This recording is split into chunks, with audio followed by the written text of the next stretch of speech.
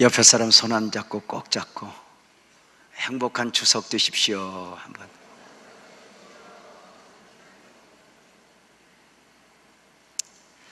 참으로 많이 가난했던 이 나라 이 민족에게 추석만큼은 풍성함이었습니다. 그래 이 민족의 말 가운데 더도 덜도 말고 한가위만 같아여라 염원의 축복이 있습니다. 우리 민족은 이렇게 명절 때마다 거의 민족 전체가 이동을 합니다. 가족을 만나기 위해서입니다. 그 가족을 만나기 위해서 천리길도 마다하지 않고 기쁨으로 달려가는 것입니다. 이렇게 가족을 만나러 가는 데 있어 가장 큰 문제는 교통 문제입니다. 얼마나 차가 막히는지요. 혹시 명절 때 이렇게 교통 문제로 여러분 개인적으로 에피소드는 없는지 모르겠습니다. 오래전에 한 번은 목요일 정도인가 명절이라 추석에 예배를 간단하게 수요일 예배를 드리고 우리 아내 고향인 전라남도 여수로 가는데 12시간이 걸렸습니다. 밤이 맞도록 가서 1시간 딱 쉬었는데 전화벨이 울리는데 우리 권사님 남편 돌아가셨다고 연락이 왔습니다. 1시간 만에 그 오는 길 얼마 막혀 돌아왔더니 12시간 또 걸렸습니다. 집사님 한 분은 시골을 가기 위해서 자동차를 몰고 남편과 가족들과 함께 가다가 이 안산 입구에서 얼마나 막히는지 봉고차 뒤를 펴면서 나 한숨 잘 테니까 도착하면 깨워. 그래서 아이들과 함께 잤는데 남편이 외롭게 차를 몰고 몇 시간 만에 고속도로로 올라갔더니 차가 고장이 났는데 다시 내려와서 카센터 불러서 아는 집사님 불러서 차를 고치고 있는데 햇볕이 들어오니까 뒤에 자고 있던 아내가 묻더래요. 다 도착했어? 그랬더니 안산이었다는 이야기였습니다. 이렇게 이동을 하다 보면 차가 막히는 것도 문제지만 조금 빨리 가려고 옆길로 빠졌다가 엉뚱한 길로 자신도 모르게 들어서는 수도 있고 또 온 가족이 함께 이동을 하는 중에 차량에 문제가 생기거나 사고가 나는 경우도 있습니다. 심지어 큰 사고 앞에 가족들을 만나보지도 못하고 운명을 달리하시는 분들도 있음을 뉴스를 통해 접해보곤 합니다. 안타까운 일이지요. 그런데 우리의 신앙생활이 그러할 수 있다는 것 아십니까? 우리가 신앙의 길, 진리의 길을 가는데 마귀가 신앙의 길에서 진리의 길에서 이탈하게 하고 영적으로 혼탁하게 하여 사고가 나게 할 뿐만 아니라 심지어는 영적 사망에 이르게 하는 경우도 있다는 것입니다. 이렇게 영적으로 혼탁한 세대에 주님께서 우리에게 분명한 신앙의 기준을 주셨으니 요한복음 14장 6절입니다. 예수께서 이르시되 내가 곧 길이요 진리요 생명이니 나로 말미암지 않고는 아버지께로 올 자가 없느니라 입니다. 예수님은 저쪽으로 가면 길이 있다, 저렇게 믿어야 한다, 이렇게 믿어야 한다가 아니었습니다.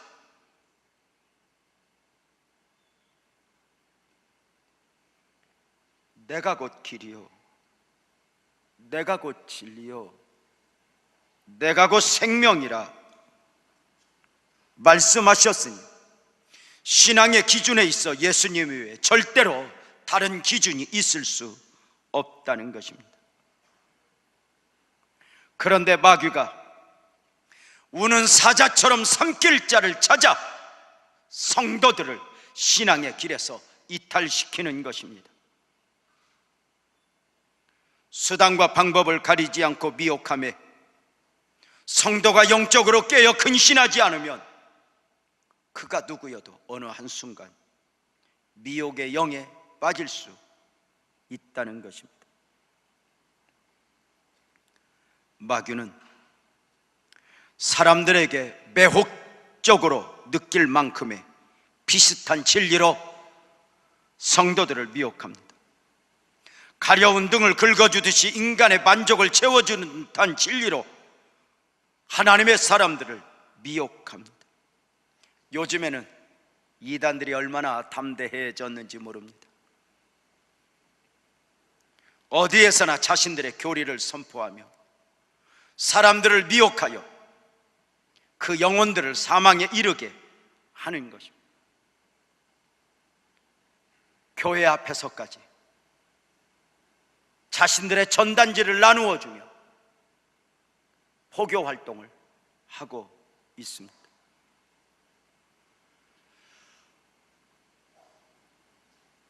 교회가 어려워진 가운데 교회가 경매에 붙게 되면 이단들이 그 건물을 매입하여 십자가를 꺾어버리고 자신들의 종교 활동지로 삼아버립니다.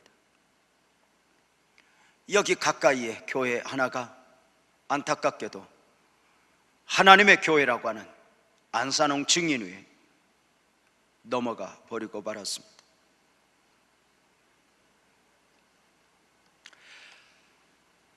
저들이 찬송가 79장인 주 하나님 지으신 모든 세계를 이렇게 바꿔 부르는 거 아십니까? 안산홍님 지으신 모든 세계, 내 마음속에 그리워 볼 때. 놀라운 것은 그렇게 찬송하며 눈물을 흘린다는 것입니다. 이 말도 안 되는 논리와 함께 어머니 하나님을 이야기하는데도 사람들이 열광을 하는 것입니다. 이 영적으로 혼탁한 세대에 맑은 영, 정결한 영, 깨끗한 영으로 자신을 지켜낼 수 있겠습니까? 오늘 말씀의 제목은 영적인 길조심입니다. 옛 어른들은 먼 길 떠나는 자식에게 길 조심해라, 사람 조심해라 하시곤 했습니다.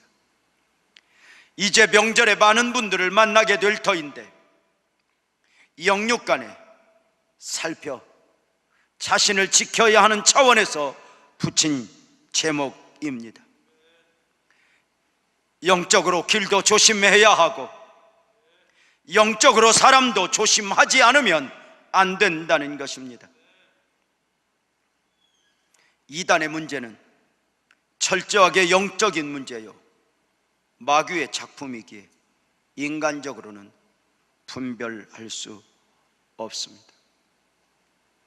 오늘 본문 요한일서 4장 1절은 이렇게 말씀합니다. 사랑하는 자들아, 영을 다 믿지 말고 오직 영들이 하나님께 속하였나 분별하라. 많은 거짓 선지자가 세상에 나왔습니다.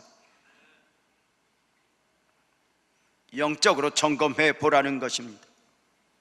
테스트해 보라는 것입니다. 그리스도인은 누가 무슨 말을 하든지 영적으로 분명하게 분별할 수 있어야 합니다. 그가 오래된 친구여도 심지어는 가족이어도 그의 말들 앞에, 미혹들 앞에서 자신을 삼가 지켜내야 합니다. 거짓 선지자들이 난무하는 가운데 미혹의 영을 분별해내는 원리가 무엇입니까?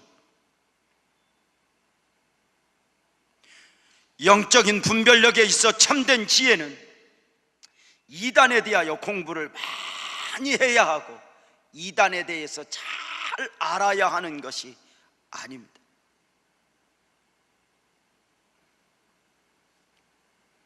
이단에 대하여 예방하는 것은 먼저 내가 믿는 복음에 대한 분명한 확신이 있어야 하고, 그 복음 안에서 나는 누구여야 하는가 분명한 자기 확신이 있어야 합니다.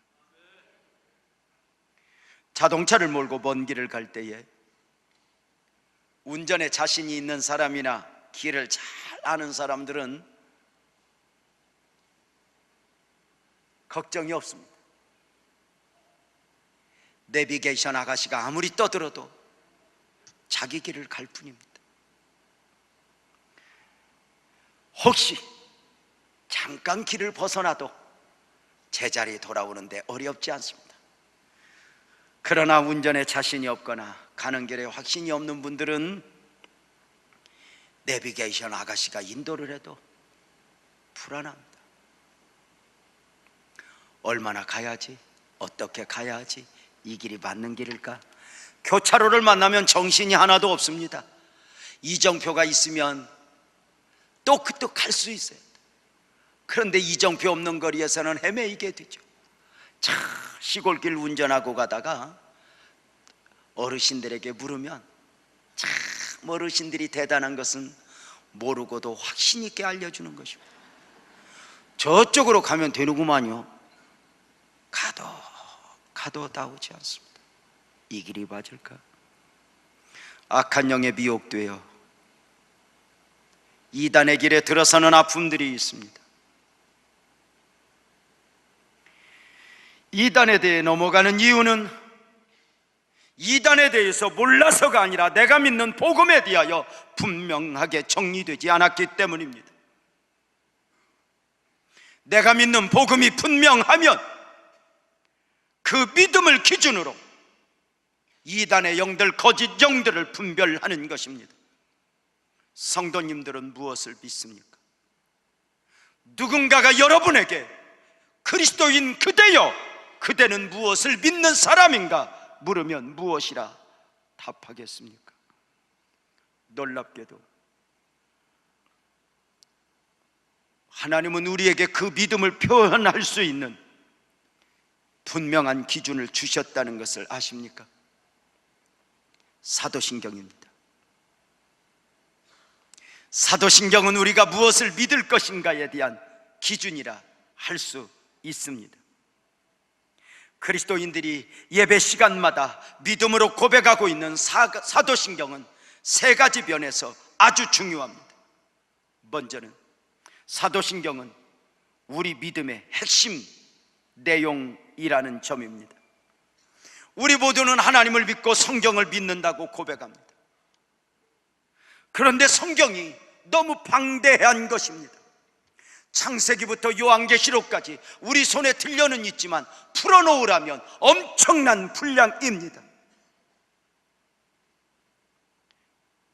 그래, 우리가 말씀을 믿지만, 하나님을 믿지만 이 핵심이 정리되지 않으면 실은 아무것도 믿지 않는 자처럼 느껴질 수 있게 됩니다.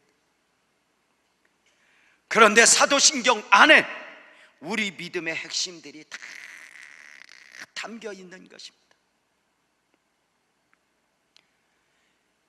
이것만 풀어놓을 수 있으면 우리는 걱정이 없습니다. 누군가가 당신은 무엇을 믿습니까? 물으면 당황하지 않고 사도신경을 중심으로 설명하는 것입니다. 사도신경은 또 하나 하나님을 향한 인간의 고백이라는 점입니다. 그 고백에도 기준이 있고 뼈대가 있는 것입니다. 막연하게 믿고 막연하게 고백하는 것이 아닙니다. 사도신경이 하나님께 대한 인간의 고백이기에 그 고백에 대한 인간의 책임 또한 따르게 됩니다. 책임이란 자신의 고백에 대한 실천입니다. 사랑하는 사람에게 사랑의 고백을 했다 합시다. 나는 당신을 사랑합니다. 그대가 나의 배우자가 되었으면 좋겠습니다. 청혼을 했습니다. 그리고 결혼을 했으면 책임을 져야 합니다. 사랑한다고 고백하고 결혼까지 하고도 책임을 지지 않는다면 그것은 혼인을 빙자한 사기에 지나지 않는 것입니다. 또 하나, 사도신경을 신조로 고백하는 것은 우리 믿음의 뿌리가 어디에 있는가를 분명하게 말해주는 것입니다. 사도들이 믿고 고백했던 믿음을 우리도 믿고 고백한다는 것입니다. 우리의 믿음은 어느 날 갑자기 하늘에서 떨어진 진리를 믿는 것이 아닙니다. 기독교 역사의 수천 년의 역사 가운데 선지자들이 고백했던 것, 그리고 사도들이 고백했던 그 고백을 함께 고백하는 우리의 신앙인 것입니다. 에베소서 2장 20절에 보면 너희는 사도들과 선지자들의 터 위에 세우심을 입은 자라 그리스도께서 친히 모퉁이돌이 되셨느니라. 우리 모두는 사도들과 선지자들의 신앙을 물려받은 역사적 신앙이라는 것입니다. 이단을 분별할 때에 아주 중요한 것 중에 하나가 뿌리입니다. 교회를 선택하고 신앙의 교제권을 형성할 때에 뿌리를 살피는 것은 대단히 중요합니다. 자식들이 결혼을 하게 되면 며느리감을 볼 때, 사위감을 볼 때 물론 그들이 보기 좋지만 그럼에도 불구하고 그들의 뿌리인 부모를, 가족을 보지 않을 수 없다, 이것입니다. 어느 한 사람이 아무리 성경을 많이 알아도, 아무리 은혜가 있는 것 같아도 그 신앙, 그 영성의 뿌리가 어디에 있느냐는 대단히 중요합니다. 성도들이 교회에 등록을 하면 조금은 부끄럽고 안타깝지만 자신을 오픈해주는 성도들은 우리는 감사히 받습니다. 전에 교회는 어디 다니셨습니까? 하면 네, 목사님, 아무개 교회를 다녔지만 여러 가지 아픔으로 오게 되었습니다. 그러셨군요.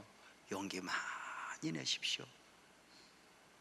그런데 제가 물어도 답을 않고 우리 담당 목사님이 신방을 가도 과거가, 그 뿌리가 불분명하지 않으면 그 등록카드에 빨간 볼펜으로 싹 그어놓습니다. 요주의 인물. 여러분은 모를 것입니다. 빨간 볼펜으로. 우리의 신앙은 사도들이 믿고 고백했던 신앙을 나도 고백하고 나도 믿는다 하는 차원에서 신앙 고백을 하게 됩니다. 어느 날 갑자기 하늘에서 떨어진 진리는 없습니다. 마치 나만이 깨달은 진리인 것처럼, 우리만이 깨달은 진리인 것처럼 역사적 신앙을 부정하고 다른 공동체의 시장을 부정하는 것은 거의 다 이단입니다. 내가 본 진리가 전부인 것처럼 다른 사람들의 신앙을 부정하는 것은 위험한 신앙입니다. 다른 교회에 있으면, 다른 신앙생활을 하면 다 지옥 간다, 우리 교회만 와야 한다, 위험한 것입니다. 어느 날 하늘에서 떨어진 진리는 없습니다. 이단도 하나같이 그 뿌리를 가지고 있습니다.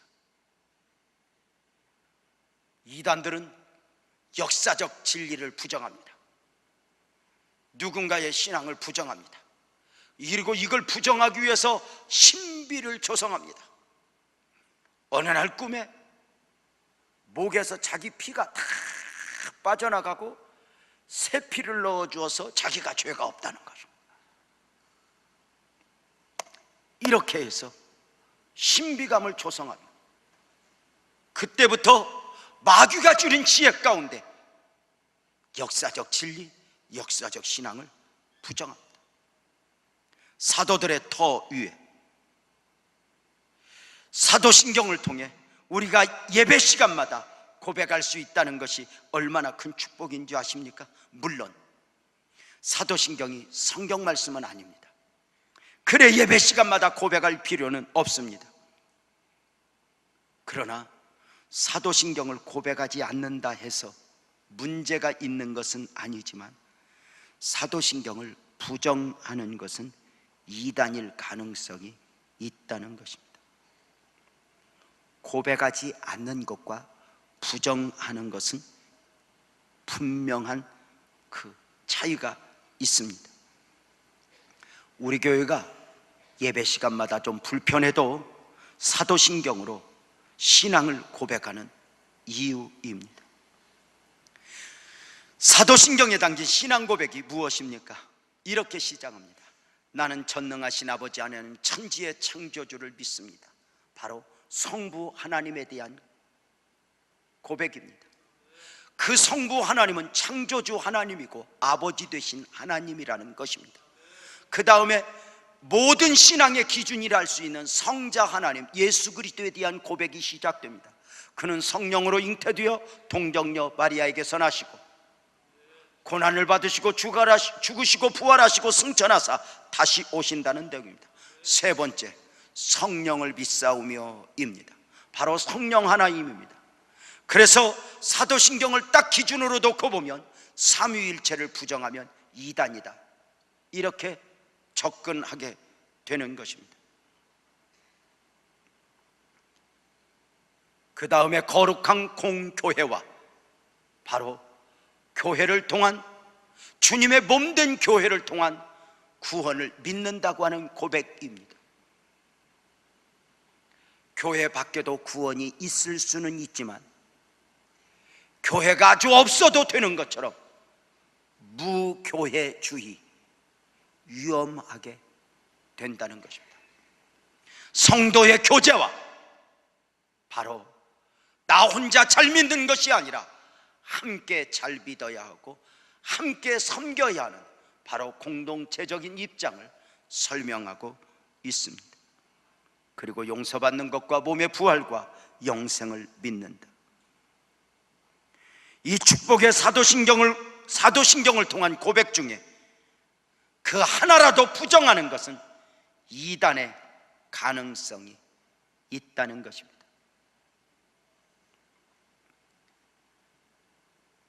사도신경의 고백이 공동체적 고백이라면 복음에 대한 고백은 지극히 개인적인 고백입니다. 문제는 이 복음에 대해서도 악한 영들이 혼란스럽게 한다는 것입니다. 이단의 문제는 어제 오늘의 문제가 아닙니다. 주님 이전에도, 주님 계실 때도, 그리고 주님 다시 오시는 날까지 언제나의 문제는 이단의 문제입니다. 사도 바울 당시의 탄식이 무엇이었습니까? 갈라디아서 1장 6절에 보면 그리스도의 은혜로 너희를 부르신 이를 이같이 속히 떠나 다른 복음을 따르는 것을 내가 이상하게 여기노라. 보십시오.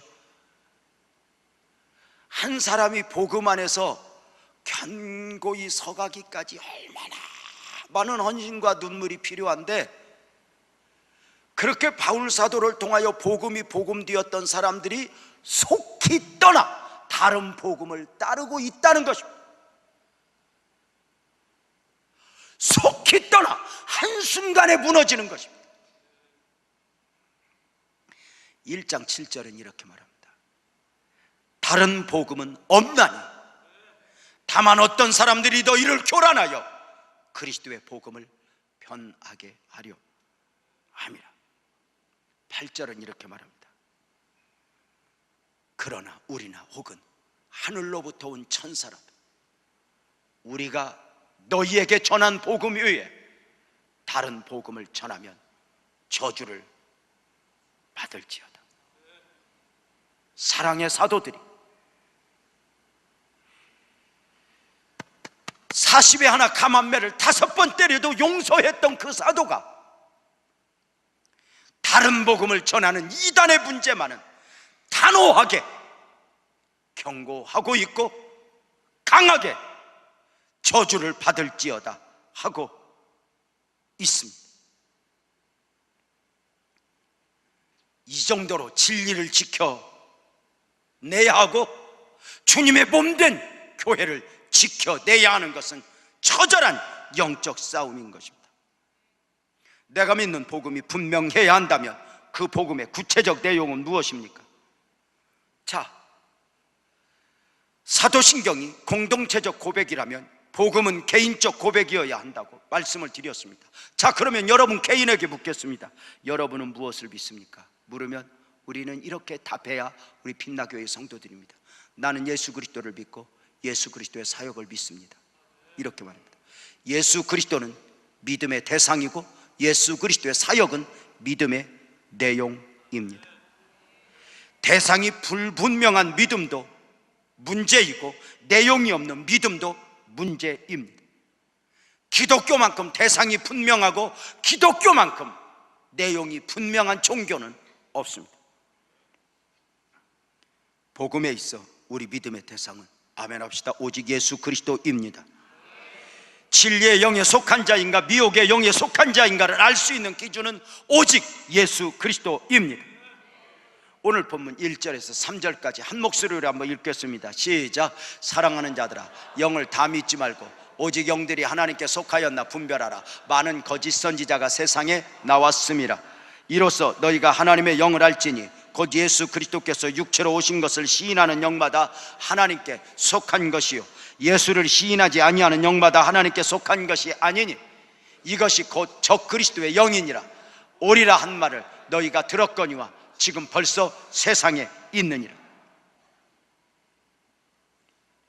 예수 그리스도가 기준입니다.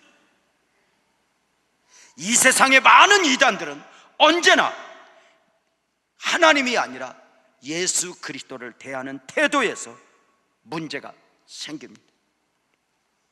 이단들은 예수를 믿어도 부분적으로 믿기도 하고 부분적으로 부정하기도 합니다. 예수님의 신성을 부인하든지 인성을 부인하든지입니다. 그래서 이단들의 행사, 결혼식이나 다녀오신 분들이 하시는 말씀 중에 하나가, 목사님 거기서도 예수님 말하던데요, 거기서도 예수님으로 이름으로 기도하던데요, 찬송가 하던데요, 살짝 바꿔놨다는 것을 모르는 것입니다. 분명한 것은 부분적으로 예수를 믿는 것은 믿는 것이 아닙니다.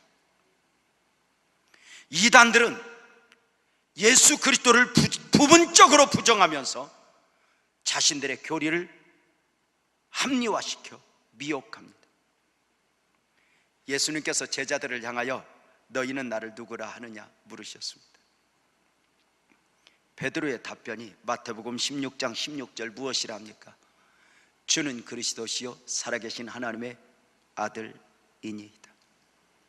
주는 그리스도이시요, 예수님은 나의 주인이고 예수님은 그리스도 메시아이고 예수님은 살아계신 하나님의 아들 곧 하나님입니다 하는 고백입니다. 이단들이 이 부분을 부정하는 것입니다. 유대인들과 예수님 사이에 변론이 있었습니다. 요한복음 8장 53절에 보면 유대인들이 말합니다. 너는 이미 죽은 우리 조상 아브라함보다 크냐? 또 선지자들도 죽었거늘 너는 너를 누구라 하느냐? 네가 아브라함보다 크냐? 아브라함도 죽었고 선지자도 죽었는데 너는 누구인가? 네가 메시아인가?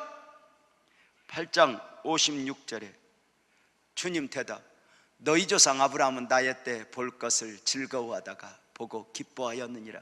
아브라함, 너희가 조상인가? 그 너희 조상 아브라함이 나를 보고 기뻐했고 나를 보고 구원받았다고 이야기를 합니다. 57절, 유대인들이 이르되 내가 아직 50세도 못 되었는데 아브라함을 보았느냐? 아브라함을 보았느냐? 묻습니다. 유대인들이 이르되 내가 50세도 못 되었는데, 보십시오, 이때 당시에 예수님 나이가 32 정도 되었는데 50이라고 하는 것 보면 예수님은 훨씬 기본 나이보다 늙어 보였던 것 같습니다.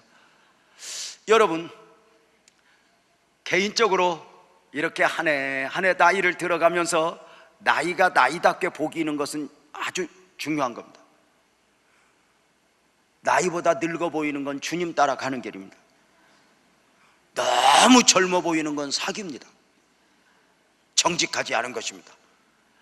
여러분, 50도 못 되었는데 네가 아브라함을 보았느냐?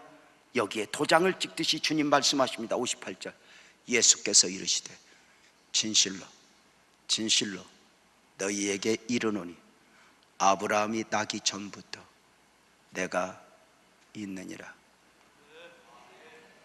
있었느니라가 아니라 있느니라. 과거에도 계셨고 시방도 계시고 앞으로도 계신 예수님, 이분이 누구입니까? 시간과 공간을 초월한 유일하신 메시아, 바로 하나님입니다. 이것이 믿어지는 것은 대단한 축복입니다. 예수 그리스도는 시간과 공간을 초월한 유일한 메시아입니다. 이단들이 예수님을 말하는 것 같지만 예수님을 유일한 메시아로 말하는 것이 아니라 이렇게 말합니다. 따라서 합시다. 시대적 메시아. 한 번 더, 시대적 메시아. 이단들이 말하기를 예수님이 메시아인 것은 맞지만 시대적 메시아, 2000년 전에 그 당시 시대의 메시아였지 지금도 메시아가 아니라는 것입니다. 예수님의 메시아 되심을 한 세대에 묶어버리는 것입니다. 무엇이라 말하는 것입니까? 아브라함도 당시에 메시아였고 모세도 당시에 메시아였고, 당시에 예수님이 메시아였다면, 바로 시대마다 메시아가 있다면 지금 메시아는 누구이겠어요? 이만희님, 안산홍님, 이렇게 가는 것입니다. 그런데 저들이 모르는 것이 있습니다. 예수 그리스도는 메시아였을 뿐 아니라, 크게 아멘합시다, 하나님이셨다는 것입니다. 이단들이 아무리 예수님의 메시아성을 부정해도 이단들이 흉내낼 수 없는 부분이 두 가지가 있습니다. 하나는 내가 하나님이라 이렇게 말 못합니다. 또 하나, 내가 거룩하니 너희도 거룩하라. 거룩을 말할 수 없습니다. 거룩은 죄가 없어야, 죄성이 없는 예수님만이 하실 수 있는 말씀이 있기 때문입니다. 이만희님이 거룩합니까? 안산홍님이 거룩합니까? 아니요. 예수 그리스도를 하나님으로 고백하고 있는 베드로의 고백은 주님을 감동시켰습니다. 그레바테복음 16장 17절, 예수께서 바요나 시몬아 내가 복이 있도다, 이를 내게 알게 하니는 혈육이 아니요 하늘에 계신 내 아버지라 말씀합니다. 여러분, 예수님이 하나님으로 믿어지는가? 축복이죠. 부활하신 예수님을 손으로 만지며 눈으로 보면서 있어진 도마의 고백이 요한복음 20장 28절에 무엇입니까? 나의 주님이시오, 나의 하나님입니다. 주님 안에서 하나님이 보이는 것입니다. 예수 그리스도에 대한 고백이 분명해야 하는 것은 예수 그리스도가 하나님이심을 믿는 것입니다. 이렇게 믿음의 대상이 분명한 만큼 믿음의 내용 또한 분명해야 합니다. 복음적 그리스도인이요, 당신은 무엇을 믿는 사람입니까? 물으면 나는 예수 그리스도를 믿고 예수 그리스도의 사역을 믿는다 말씀을 드렸습니다. 예수 그리스도가 믿음의 대상이라면 예수 그리스도의 사역은 믿음의 내용입니다.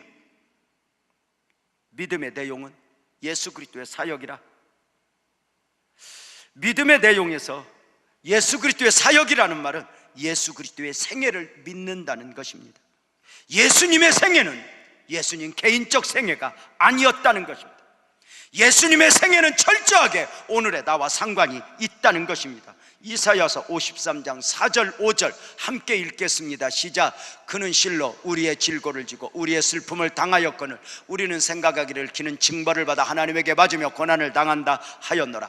그가 찔림은 우리의 허물 때문이요 그가 상함은 우리의 죄악 때문이라. 그가 징계를 받음으로 우리는 평화를 누리고 그가 채찍에 맞음으로 우리는 나음을 받았도다. 그가 찔림은 나 유재명의 허물 때문이요, 오늘의 나와 철저하게 상관이 있는 것입니다. 제가 질문하면 성도님들 대답하시기 바랍니다. 나를 위해, 따라서 합시다. 나를 위해. 묻겠습니다. 하나님이 사람의 몸을 입고 오신 이유가 무엇입니까? 왜 하나님이 예수 그리스도라는 이름으로 오셨습니까? 왜 하나님이신 예수님께서 고난을 받으셨습니까? 왜 죽으셔야 했습니까? 왜 부활하셔 승천하셔야 했습니까? 왜 다시 오셔야 합니까? 나를 위해. 사랑하는 여러분, 이것이 기준입니다. 예수 그리스도입니다. 예수님에 대한 분명한 확신, 길이요 진리요 예수님, 그 예수님을 흔들면 누구라도 문제가 있습니다. 예수 그리스도가 나에게 유일한 메시아이며 하나님이라고 믿어지면 아멘 합시다. 그렇다면 여러분을 흔들려야 될 이유가 없습니다. 복음에 대해서 분명한 만큼 이단에 대해서도 분명하게 알아야 합니다. 이단에 대하여 더 많이 알아야 이단을 이겨내는 것은 아닙니다. 이 미혹의 영이거든요. 제가 지금은 이제 목회를 20년 넘게 이렇게 해가다 보니까 조금씩 이렇게 알겠어요. 제가 선부성전에 있을 때 92년 10월 28일 날 예수님 오신다고 이단들이 얼마나 극성을 떠는지, 이단들을 그냥 두면 안 되겠다, 우리 성도들에게 좀 교육을 시켜야 되겠다 싶어서 예배당 벽에 한국의 이단들을 전부 다 사진을 붙여놓고 설명을 해놓고 한 주 한 주 그 이단들에 대해서 설명을 하면 우리 성도들이 막 성령의 불로 뜨거워져서 이단을 이길 줄 알았더니 함께 멍청해지는 걸. 그래서 내가 그때 깨달은 게 뭐냐, 이단에 대해서 알려주려고 하지 말고 복음에 대해서 확실하게 전하자. 그러니까 이단에 대해서 말하니까 얼굴이 이단은 되는.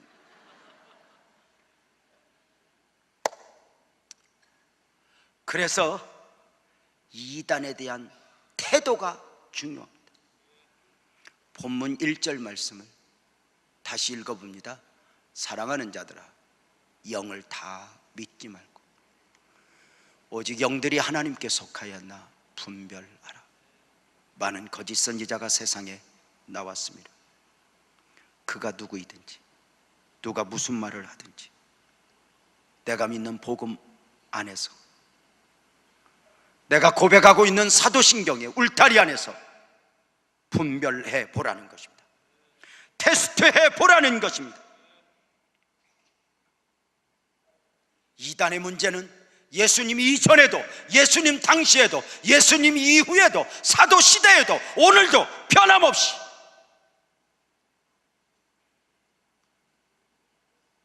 성도들을 미혹하여 흔들고 있습니다. 어느 정도입니까? 주님께서 마태복음 24장 24절에 이렇게 말씀하셨습니다. 거짓 그리스도들과 거짓 선지자들이 일어나 큰 표적과 기사를 보여 할 수만 있으면 택하신 자들도 미혹하리라. 큰 표적, 사람들이 마음을 빼앗길 만큼의 기사를 보여 택하신 자들을 미혹할 것이라고 말합니다. 양의 가죽을 쓰고 울타리 안에 있는 양들을 밖으로 유혹하여 불러냅니다. 기차를 탈선시키듯 그 신앙의 길에서 탈선시키고 신앙에서 주저앉게 하는 영들입니다.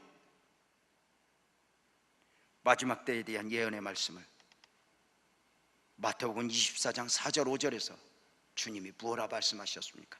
소련에 한번 읽겠습니다. 시작. 예수께서 대답하여 이르시되 너희가 사람의 미혹을 받지 않도록 주의하라. 많은 사람이 내 이름으로 와서 이르되 나는 그리스도라 하여 많은 사람을 미혹하리라. 이 영적으로 혼탁한 세대에 바울의 권면이 빌립보서 2장 12절에 이렇게 말합니다. 나의 사랑하는 자들아, 너희가 나 있을 때뿐 아니라 더욱 지금 나 없을 때도 항상 복종하여 두렵고 떨림으로 너희 구원을 이루라.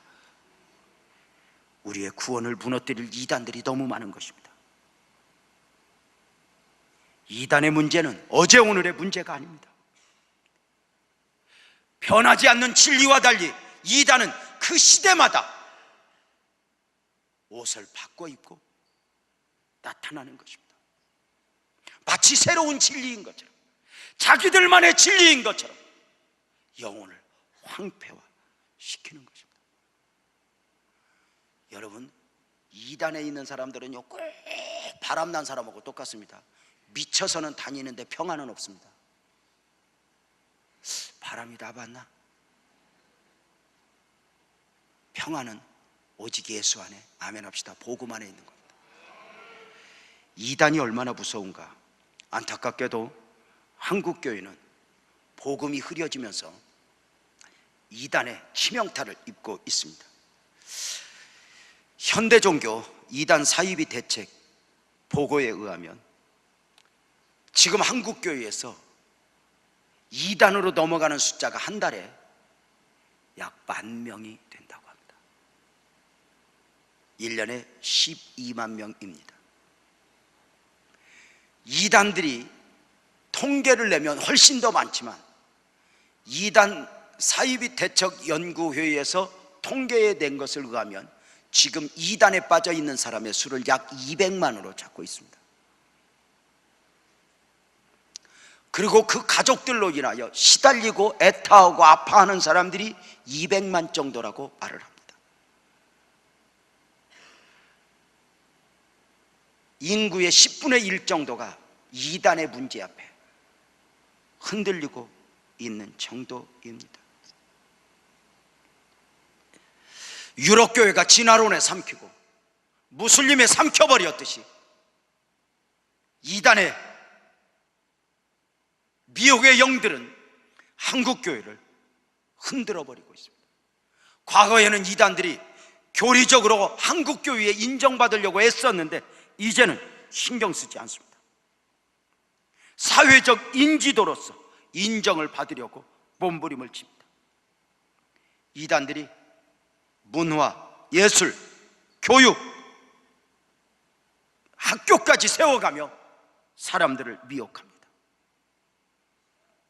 생각해 보십시오. 이단에서 역사가 일어납니다. 장학금으로 젊은이들을 유혹합니다. 송도에 무슬림 대학이 준비되고 있습니다. 그 대학으로 오면 100% 무료입니다. 취직도 100% 된다고 말을 합니다. 내가 종교를 일반 종교에서 무슬림으로 바꾸겠다고 사인 하나만 하는 순간 엄청난 영적인 함정에 빠지게 됩니다.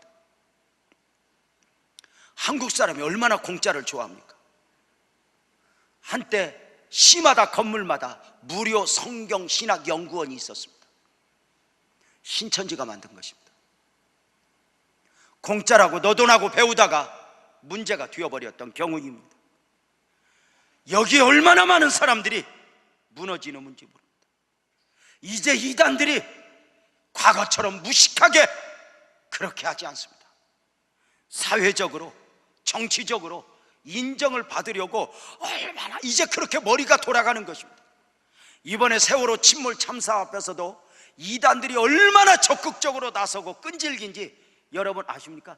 지금도 진도에서 체육관 앞에서 옷 빨아주고 있는 사람들은 원불교입니다.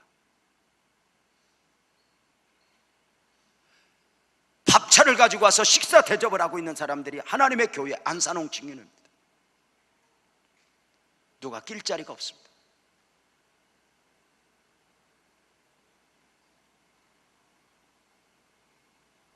미혹의 영들은 한순간에 가정을 짓밟아 버립니다. 그렇다면 이단에게 미혹되지 않으려면 어떻게 해야 합니까? 이단은 마귀는 처음부터 마귀처럼 오지 않습니다. 뱀의 옷을 입고 사랑하는 제자의 옷을 입고 사랑하는 사람의 옷을 입고 옵니다. 마귀는 누구의 옷을 입고라도 올 수 있습니다. 가족, 친지, 친구 누구의 옷이라도 입고 올 수 있습니다. 이단은 어떻게 해야 합니까? 주님은 베드로 뒤에 숨어있는 사탄을 보셨습니다. 이단을 대적해야 합니다. 이단은 영적인 문제이기 때문에 논리적으로 변론해서 이겨낼 수 있는 부분이 아닙니다. 사다로, 사랑의 사도로 별명이 붙여진 요한은 그리스도의 교훈 안에 거하지 않는 자들에 대해 인사도 하지 말 것을 권면했으니 요한이서 1장 10절은 이렇게 말합니다. 누구든지 이 교훈을 가지지 않고 너희에게 나아가든 그를 집에도 들이지도 말고 인사도 하지 말라. 11절 그에게 인사하는 자는 그 악한 일에 참여하는 자입니다. 그가 이단인 줄 알면서도 종교는 종교이고 함께 교제권을 형성하고 인사를 말하는 게 아닙니다. 교제권입니다. 교제권을 형성하고 있으면 악한 일에 참여하는 자라. 이단은 단호하게 거절해야 할 것을 사랑의 사도 요한이 강조하고 있습니다. 왜? 이것은 영적인 문제이기 때문에. 이단을 이겨내는 방법 중에 하나는 주님의 몸된 교회에서 멀어지지 말아야 합니다. 가지가 나무에 붙어 있어야 하는 것 존재적 문제요, 생명의 문제입니다. 교회에서 멀어지지 말아야 하는 이유는 그것이 주님에게서 멀어지지 않는 방법이기 때문입니다. 주님의 몸된 교회에서 멀어지지 않아야 하는 것은 내가 영적으로 사는 길이기 때문입니다. 여전히 이단은 교회에서 시험 든 성도들을 찾아 미혹합니다. 베드로도 예수님을 멀찍이 따라다니다 배신을 했습니다. 마가복음 14장 54절에 보면 베드로가 예수를 멀찍이 따라 대제사장의 집들 안까지 들어가서 아랫사람들과 함께 앉아 불을 쬐더라. 이때 바로 한 계집종이 와서 베드로를 시험합니다. 그리고 베드로는 부인합니다. 멀찍이 아닙니다. 우리의 신앙적 태도가 분명해야 합니다. 우리의 소속이 분명해야 합니다. 멀찍이 위험합니다. 멀찍이 위험합니다. 여러분, 뿌리가 얼마나 중요합니까? 우리가 교회 공동체 안에서 이 교회 공동체를 지켜내고 살아가는 것이 얼마나 중요한가. 교회에 등록은 하고 소속은 하여 다니면서도 신기하게 그 뿌리가 다른 곳에 심겨 있는 사람이 있어요. 예를 들면 교회에 이렇게 다니면서도 은혜 받으러 다른 곳으로 가자는 거예요. 그래서 저쪽에 가면 진리가 있고 은혜가 있다는 거예요. 여러분, 우리가 이렇게 신앙생활하면서 특별한 기도 제목을 가지고 한 주간 정도 기도원 가서 은혜 받은 것은 괜찮아요. 그건 가능해요. 그렇지만 기본적으로 은혜의 뿌리를 다른 곳에 두고 아이고 교회 예배 재미없어, 은혜 없어, 저쪽으로 가면 자극적이야. 여러분, 재미없어야, 그저 무덤덤해야 그게 내가 사는 것입니다. 물도 무맛, 이게 나를 살리는 것이지, 그저 카페인이 그냥 몽땅 들어서 딱 먹으면 짜르르 해가지고 잠이 안 온다. 이렇게 자극적인 은혜를 사모하는 게 얼마나 위험한 것인지 아세요? 유재명 목사가 매일 25년 넘게 설교하는데 무슨 매일 하늘에서 진리 조개 하나를 캐와서 오늘은 요것을 보세요, 내일은 요것을 보세요, 그러면 은혜롭겠어요? 유재명 목사 설교 재미없죠. 평생에 듣던 말씀, 평생에 듣던 말씀. 그래 또 아이고 우리 목사님 저 설교 작년에 했었는데 또 하네. 그게 정상입니다. 무슨 예배당에 무슨 재미로 설교를 듣습니까? 자극적, 무슨 신령한 진리? 유재명 목사가 무슨 얼마나 신령해서 다른 목사님들 전하지 않는 진리를 반짝반짝 찾아서 여러분들에게 전합니까? 아니요! 재미없습니다. 덤덤합니다. 여러분 집에 남편이 재미있어서 들어갑니까? 인상 쓸 필요는 없습니다. 갑자기 남편 이야기할 때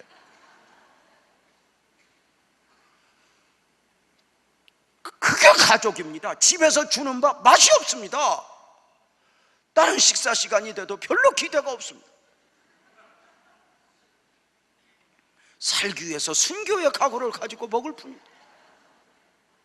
그래도 그 집밥 먹고 내가 살지 식당밥 먹고 사는 게 절대로 아닙니다.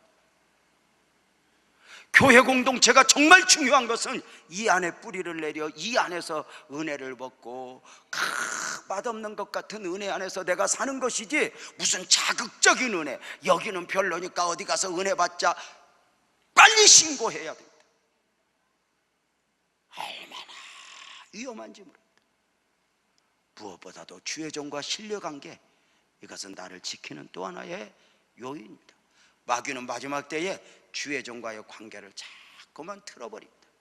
서운하게 하고, 우리 목사님 마음 변했나 봐 뭐 이렇게 만들고, 이렇게 우리 목사님 요새 눈빛이 변했어 뭐 이렇게 말하고, 목사님은 요새 새 가족만 좋아해, 우리는 신경도 안 써.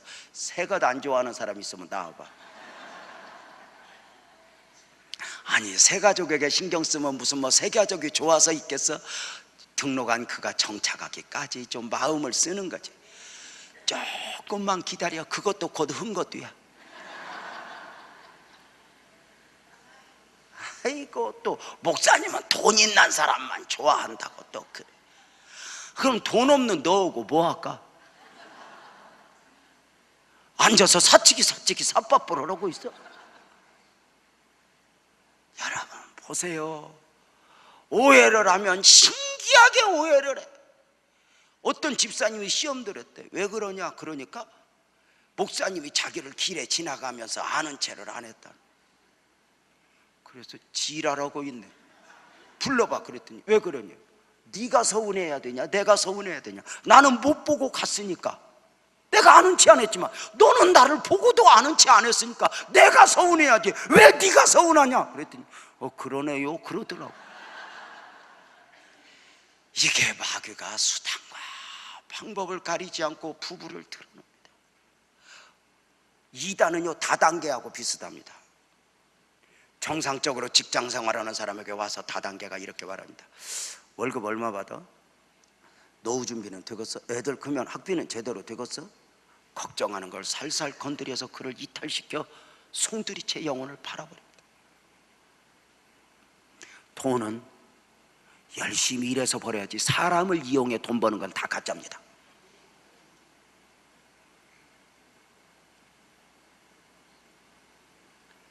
이단도 마찬가지입니다. 이단은 사람들을 미혹합니다. 빼앗아갑니다. 그 이단들로부터 자신을 지켜내야 하는 것은 또 하나의 숙제이고, 어쩌록 이번 명절에 여러분 머무는 곳이 에덴 동산 되기를 축복합니다. 행복이 넘치기를 축복합니다. 영육간에 풍성하게 자기를 지켜 내는 복된 은혜가 있기를 바라며, 누구를 만나든지 밤새 은혜를 나누면 괜찮지만 교리를 붙들고 성경 공부를 하자고 달라드는 건 다 위험하다는 사실을 기억하고, 여러분 신앙 안에서 근본 병절이 행복한 병절이 되기를 주님의 이름으로 축복합니다. 기도합니다. 하나님 고맙습니다.